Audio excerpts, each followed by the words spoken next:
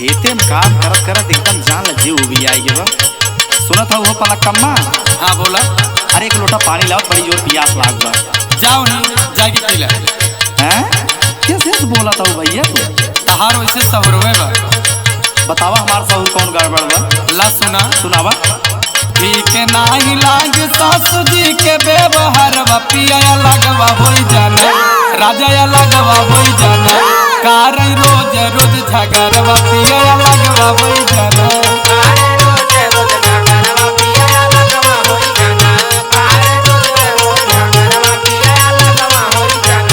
हाँ ठीक नाही लागे सासू जी के व्यवहार बा, पिया लगवा होई जाना, राजा लगवा होई जाना, कारण रोज रोज झगड़वा, पिया लगवा होई जाना।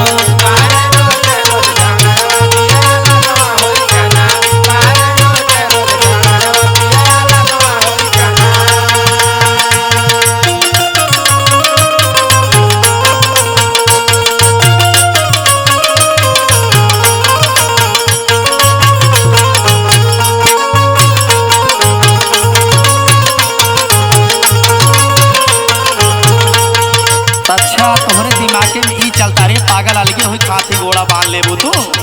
हम चाहे जौन कैली, हमार बात सुना। सुनावा। हाँ दिन भर बैठी खाली हुकुम चलावेली,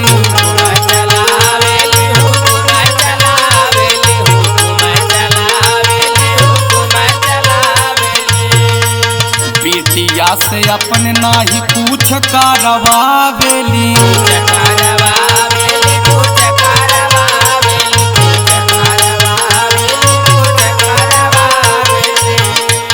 दिन भर बैठी खाली हुकुम चलावे, बिटिया से अपने नाही पूछ करवावेली, ए बात नाही मानबा तो थोरब हम कपरवा, पिया लगवा होई जाना, राजा लगवा होई जाना, कारण रोज रोज झगड़वा, पिया लगवा होई जाना।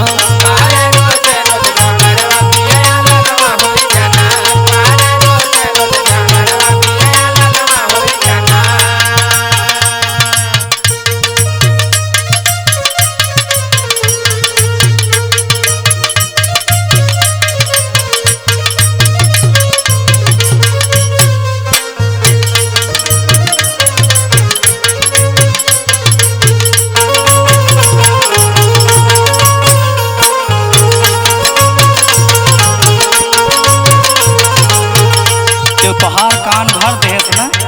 अरे सहूर में रहा, सहूर में कुल जिन सीखा। बहुत बोला था। ला सुना। सुनावा। राहुल हनुमान दुबे जी के हो मेहरिया,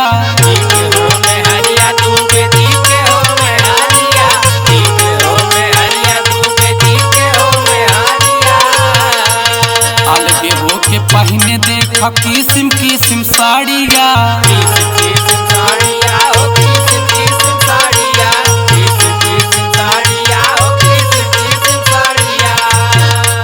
राहुल हनुमान दुबे जी के हो मेहरिया, अलगे हो के पहने देखे किस्म किस्म साड़िया, नाही झेल पाई, नाही झेल पाई भाम के बुके न करवा, पिया लगवा होई जाना, राजा लगवा होई जाना, कारण रोज रोज झगड़वा, पिया लगवा होई जाना।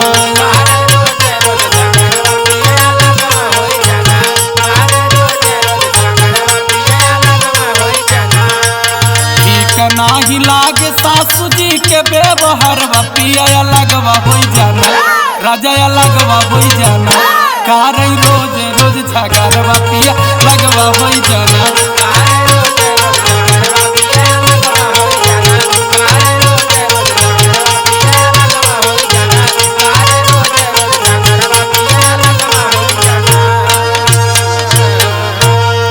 अलग हो जाना है तो हम चल जाब नहीं है।